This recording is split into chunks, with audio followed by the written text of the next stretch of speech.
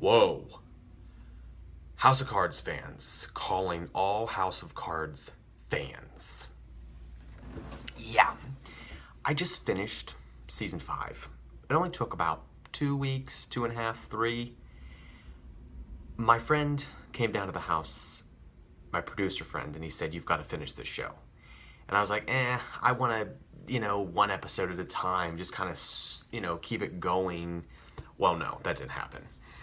I've literally been binge watching the past couple nights.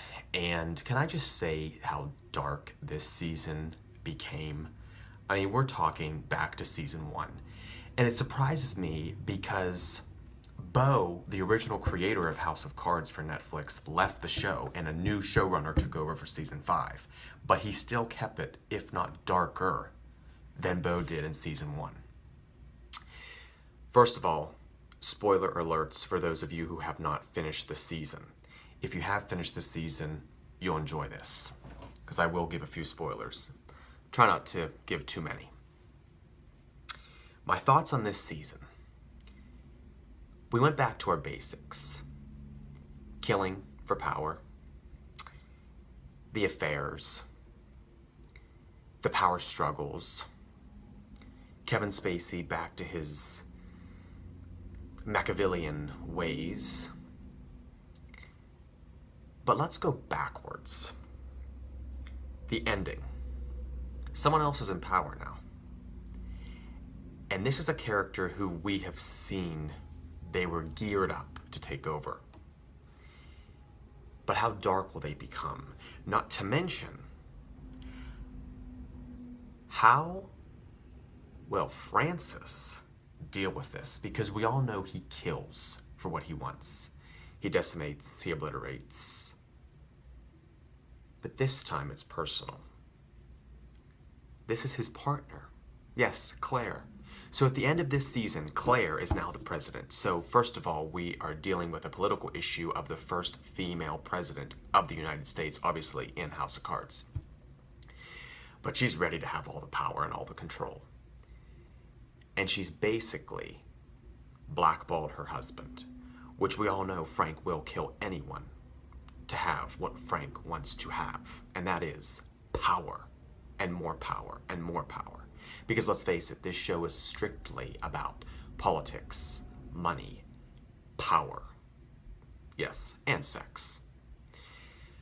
So yeah, let's just take a moment and think about that. Next season will definitely be about Frank trying to kill Claire. I can tell you that right now. Correct me if I'm wrong.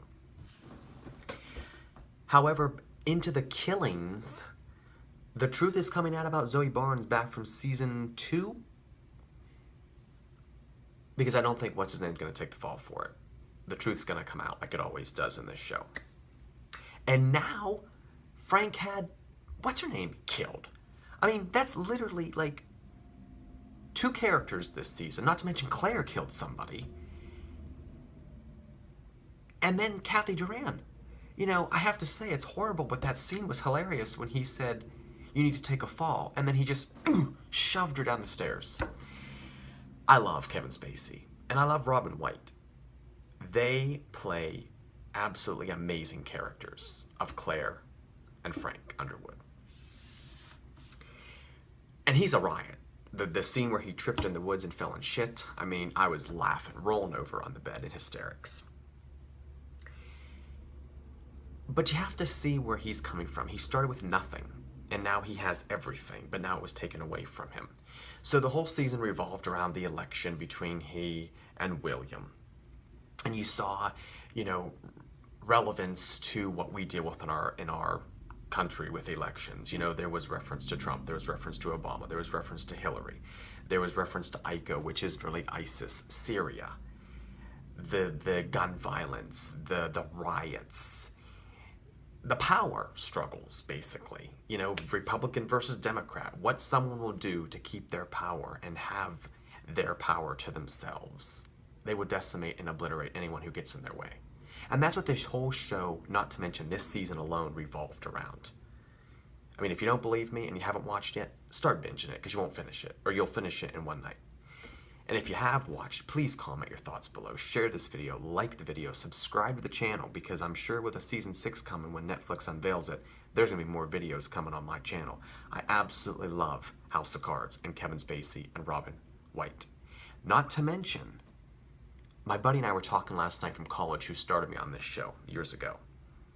Frank is bisexual. The president is bisexual. From the scene in season 2 to this scene, he definitely is. He has to be. So, of course, they're incorporating the LGBT, which that's great.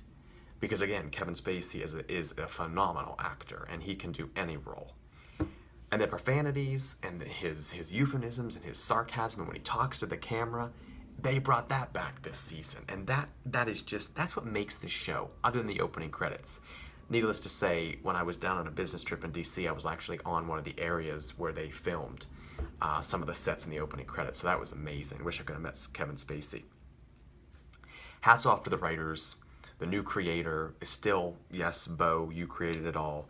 Netflix, let's get a season 6 going. Like I said, House of Cards fans, subscribe, share, like, comment your thoughts. It's all for you guys. I can't get over this season. I literally can't get over this season, but it really goes to show, relating to real life, how far someone will go. If you're protected by someone, how much they'll protect you, and if you're not protected by them, how much they will decimate you. Don't shit where you eat, you know? Don't, you know what I mean? It just, oh my God, it just amazes me. And this shit happens in real life. That's the whole issue.